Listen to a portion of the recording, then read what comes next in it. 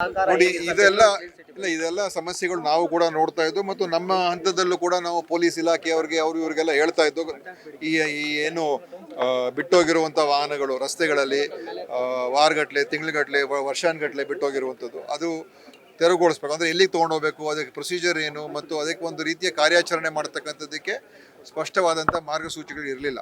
ಇವತ್ತು ನಮ್ಮ ಕೃಷ್ಣ ಬೈರೇಗೌಡರು ಬೆಂಗಳೂರಿನ ಉಸ್ತುವಾರಿ ಸಚಿವರಾದ ನಂತರ, ಇಲಾಖೆಯ ಸಚಿವರಾದ ನಂತರ ಇವತ್ತು ಈ ಒಂದು ವಿಷಯಗಳ ಬಗ್ಗೆ ಅಂದರೆ ಸಾರ್ವಜನಿಕರಿಗೆ, ಪಾದಚಾರಿಗಳಿಗೆ, ಸ್ವಚ್ಛತೆ ಬಗ್ಗೆ ಎಲ್ಲದ್ರ ಬಗ್ಗೆ ಗಮನ ಕೊಡ್ತಾ ಇದ್ದಾರೆ.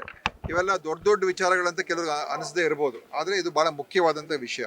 ಯಾಕೆಂತ ಹೇಳಿದ್ರೆ ಪ್ರತಿಯೊಬ್ಬರು ಕೂಡ ಈ ನಗರದ ಒಂದು ಬೆಳವಣಿಗೆ, ನಗರದ ಸ್ವಚ್ಛತೆ, ನಗರದ ಸೌಂದರ್ಯೀಕರಣ, ಈ ನಗರ ನಮ್ಮ ಬೆಂಗಳೂರು ಅಂತ ಹೆಸರು ನಾವು ಕೊಟ್ಟಾಗ, ನಮ್ಮ ಬೆಂಗಳೂರು ಅಂತ ನಾವು ಒಂದು ಬಿರುದನ್ನು ಕೊಟ್ಟಾಗ, ನಮ್ಮ ಬೆಂಗಳೂರು ಅಂದ್ರೆ ಏನರ್ಥ, ಇದು ಎಲ್ಲರದು ಅಂತ. ನಮ್ಮ ಪಾಲುಗಾರಿಕೆನೂ ಇದೆ, ನಮ್ಮ ಜವಾಬ್ದಾರಿನೂ ಕೂಡ ಇದೆ, ನಮ್ಮ ಹೊಣೆಗಾರಿಕೆ ಕೂಡ ಇದೆ. ಅದರಿಂದ ಸಾರ್ವಜನಿಕರು ಇವತ್ತು ಸಹಕಾರ ನೀಡಬೇಕು.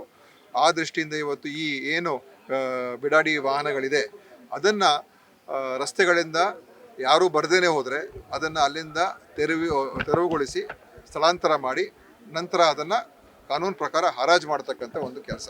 ಇದು ಖಂಡಿತ ಒಳ್ಳೆಯದು, ಸಾರ್ವಜನಿಕರಿಗೂ ಒಳ್ಳೆಯದು, ಪಾದಚಾರಿಗಳಿಗೂ ಒಳ್ಳೆಯದು, ವಾಹನ ಸಂಚಾರಕ್ಕೆ ಒಳ್ಳೆಯದು ಮತ್ತು ಅದಕ್ಕಿಂತ ಹೆಚ್ಚಾಗಿ ಇದರಿಂದ ಭಾಳಷ್ಟು ಒಂದು ಕೆಟ್ಟ ಒಂದು ಅಲ್ಲಿ ಈ ಕಸದ ರಾಶಿ ಆಗ್ತಾಯಿತ್ತು. ಆ ವಾಹನಗಳ ಕೆಳಗಡೆ ಗುಡ್ಸೋಕ್ಕಾಗೋದಿಲ್ಲ, ಅಲ್ಲೇ ಎಲ್ಲ ಕಸ ರಾಶಿ ಸೇರಿಕೊಂಡು ದೊಡ್ಡ ಒಂದು ನಾತ ಕೂಡ ಬರುವಂಥ ಪರಿಸ್ಥಿತಿಗಳು ಬರ್ತಾಯಿತ್ತು. ಆದ್ದರಿಂದ ಇದೆಲ್ಲ ಕೂಡ ಒಂದು ನಗರದ ಹಿತದೃಷ್ಟಿಯಿಂದ ನಮ್ಮ ಸರ್ಕಾರ ಇವತ್ತು ಸನ್ಮಾನ್ಯ ಶಿವಕುಮಾರ್ ಅವರ ನೇತೃತ್ವದಲ್ಲಿ ಮಾಡ್ತಾ ಇದೆ. ಇದನ್ನು ನಾವೆಲ್ಲರೂ ಕೂಡ ಸಹಕಾರ ಕೊಡಬೇಕು. ಏನಾದರೂ ಸಣ್ಣ ಪುಟ್ಟ ಸಮಸ್ಯೆಗಳಾಗ್ಬೋದು, ಇಲ್ಲ ಅಂತ ಹೇಳೋಲ್ಲ. ಆ ಸಮಸ್ಯೆಗಳು ಬಂದಾಗ ನಾವು ಕೂತು ಸ್ಪಂದಿಸ್ತಕ್ಕಂಥದ್ದು, ಮಾನವೀಯತೆ ದೃಷ್ಟಿಯಿಂದ ಏನು ಮಾಡಬೇಕು ಅದನ್ನು ಕೂಡ ನಮ್ಮ ಸರ್ಕಾರ ಮುಕ್ತವಾಗಿ ಮಾಡುತ್ತೆ ಅಂತ ನನ್ನ ವಿಶ್ವಾಸ ಇದೆ. ಅದನ್ನು ಆ ನಿಟ್ಟಿನಲ್ಲಿ ಇವತ್ತು ಈ ಬೆಂಗಳೂರಿನ ಒಂದು ಬೆಳವಣಿಗೆ, ಒಂದು ಕಡೆ ಮೂಲಭೂತ ಸೌಕರ್ಯಗಳು, ಇನ್ನೊಂದು ಕಡೆ ಸ್ವಚ್ಛತೆ, ಸೌಂದರ್ಯೀಕರಣ ಎರಡನ್ನು ಕೂಡ ಮಾಡೋದಕ್ಕೆ ನಮ್ಮ ಸರ್ಕಾರ ಹೊರಟಿದೆ. ನನಗೆ ಇಲ್ಲ ನೋಡಿ, ಇವಾಗ ಅದೆಲ್ಲ ತೀರ್ಮಾನ ನಮ್ಮ ಪಕ್ಷದ ವರಿಷ್ಠರು ಮಾಡ್ತಾರೆ. ಆ ಕಾರಣದಿಂದ ಅದ್ರ ಬಗ್ಗೆ ನಾನೇನು ಮಾತಾಡ್ತಕ್ಕಂಥದ್ದಕ್ಕೆ ಅವಶ್ಯಕತೆ ಇಲ್ಲ. ಆಯ್ತಾ? ನೋಡಿ, ಜಿಬಿಎ ಚುನಾವಣೆ ನಾವು ಆಗಸ್ಟ್ 31ನೇ ತಾರೀಕು ಒಳಗಡೆ ಮಾಡಬೇಕು ಅಂತಾನೆ ಇತ್ತು. ಆದರೆ ಇವತ್ತು SIR ಪ್ರಕ್ರಿಯೆಯಲ್ಲಿ ಎಲ್ಲ ನಮ್ಮ ಅಧಿಕಾರಿಗಳು ಮತ್ತು ರಾಜಕೀಯ ಪಕ್ಷಗಳ ಕಾರ್ಯಕರ್ತರು ಕೂಡ ಬಹಳ ನಮ್ಮವರು ಪ್ರತಿಯೊಂದು ಬೂತ್ನಲ್ಲೂ ಕೂಡ ನಮ್ಮ ಕಾರ್ಯಕರ್ತರು ಕೆಲಸ ಮಾಡ್ತಾ ಇದ್ದಾರೆ.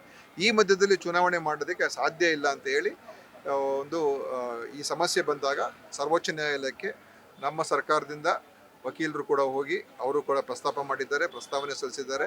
ಅದರಿಂದ ಇವತ್ತು ಅದನ್ನು ಅವ್ರ ಮಾನ್ಯತೆ ಕೊಟ್ಟು ಇವತ್ತು, ಯಾಕಂದರೆ ಇದು ಸಹಜವಾದಂಥ ಒಂದು ಸಮಸ್ಯೆ, ಇದು ಈ SIR ಇಂದ ಬಂದಿರುವಂಥದ್ದು, ಅದಕ್ಕೆ ಟೈಮ್ ಕೊಟ್ಟಿದ್ದಾರೆ. ಖಂಡಿತ ಇದಕ್ಕಿಂತ ಮುಂದೆ ಹೋಗುವಂಥ ಪ್ರಶ್ನೆ ಬರೋಲ್ಲ. ಡಿಸೆಂಬರ್ 31ನೇ ತಾರೀಕು ಒಳಗೆ ಖಂಡಿತವಾಗಿಯೂ ಚುನಾವಣೆ ಆಗುತ್ತೆ ಮತ್ತು ನಗರ ಪಾಲಿಕೆ ಚುನಾವಣೆಗಳು ನಡೀತದೆ. Okay, thank you.